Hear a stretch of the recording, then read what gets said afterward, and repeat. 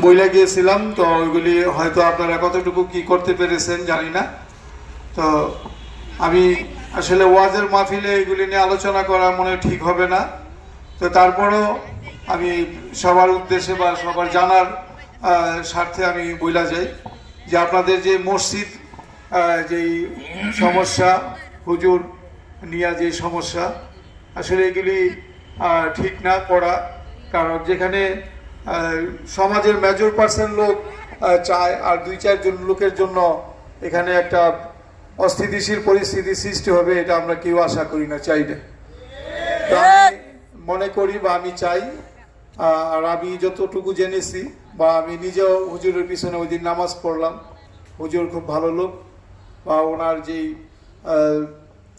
পড়া বা ওনার যে তেলাওয়াত এটা খুবই উন্নত মানের, খুব ভালো লেগেছে। এটা যেই কারোই ভালো লাগবে। তো কাজে আমরা এরকম একজন ভালো হুজুরকে হারাতে চাই না। পাশাপাশি আমাদের মসজিদ পরিচালনার যে কমিটি রয়েছে, জাব্বার সম্ভবত কমিটির সভাপতি, হ্যাঁ, এই কমিটি ঠিক থাকবে। যদি আপনারা মনে করেন যে এখানে কিছু কাউকে আপনি অব্যাহতি দিয়ে আবার নতুন কাউকে এখানে জয়েন করলে ভালো হবে আপনাদের কাজের স্বার্থে, উন্নয়নের স্বার্থে, এটা কমিটির মাধ্যমে আপনারা করবেন। যদি এখানে আমার কোনো রকমের হস্তক্ষেপ বা ইন্টারফেয়ার প্রয়োজন হয়, আমি ওটা করব। এটা হলো মসজিদের ব্যাপারে। আর অন্যান্য আরো যে বিষয়গুলি আছে এগুলি আমরা পর্যায়ক্রমে এগুলি দেখব। তো মোট কথা মসজিদের ব্যাপারে এইটা সিদ্ধান্ত। এর বাইরে কেউ যদি কারো কোনো দ্বিমত থাকে, আপনারা আমার সাথে কথা বলবেন, আমি আলোচনা করে এটা মানে কোনো রকম পরিবর্তন বা কোনো রদবদলের প্রয়োজন হলে এটা দেখব। কিন্তু এখানে ওই যে হুজুরের সম্পর্কে বিভিন্ন রকমের কুৎসা রটনা বা হুজুরকে অপমানজনক কোনো কথাবার্তা বা আচরণ, বা যারা নিয়মিত মুসল্লি আছে এদেরকে বিভিন্নভাবে হুমকি ধমকি, এগুলি চলবে না। এগুলি যারা করছেন অতীতে ভুলে যান, সামনের দিকে করবেন না। যদি এইরকম কোনো প্রমাণ পাই, সাক্ষী সমেত কোনো প্রমাণ পাওয়া গেলে এটার উপযুক্ত বিচার করা হবে। ধন্যবাদ, আর কথা বাড়াইলাম না। আর অন্যান্য অনেক বিষয় আছে এখানে, এগুলি পর্যায়ক্রমে একটার পর একটা এগুলা ব্যবস্থা নেওয়া হবে। যেহেতু এই নন্দন কাননের বর্তমান যেই ইয়াং জেনারেশন, যেটা যুবক সম্প্রদায় মানে আজকে যেভাবে সমাজ রক্ষার স্বার্থে বা সমাজ ব্যবস্থায় তারা আগে আছে, এটা আমি ব্যক্তিগতভাবে তাদেরকে আমি ওয়েলকাম জানাই।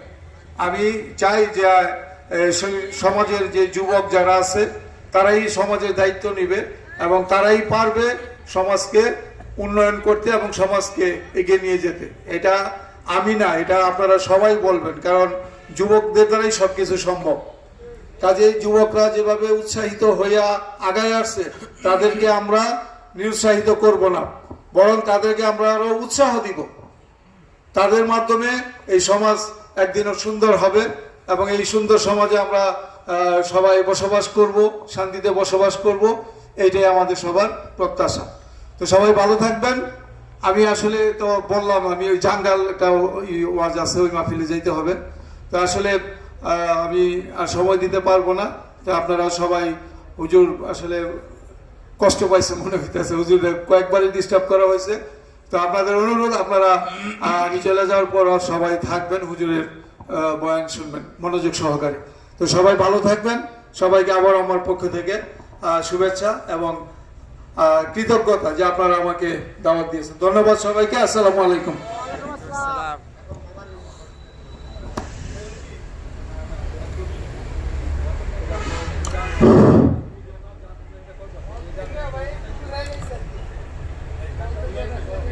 লা ইলাহা ইল্লাল্লাহ। হুজুর এক মিনিট। আর আমি আজকে এই মাহফিলের জন্য, আপনারা আসলে তো মাহফিল তো বার্ষিক মাহফিল হয় প্রতি বছরই, তারপরেও অনেক প্রয়োজন থাকে, অনেক কিছু মাহফিলে অনেক খরচপাতি আছে। তো আমি এই বাবদ নগদ 50,000 টাকা দিয়ে দিতেছি। আর পরবর্তীতে কোনো বিশেষ প্রয়োজন হইলে এটা আলোচনার সাপেক্ষে দেখা যাবে ইনশাআল্লাহ।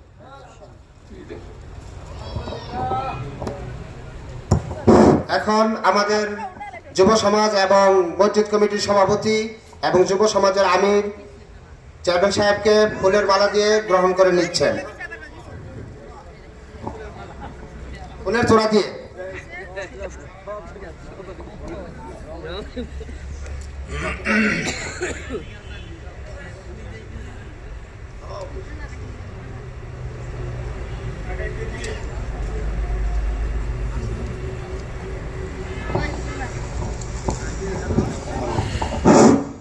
এখন আমাদের সামনে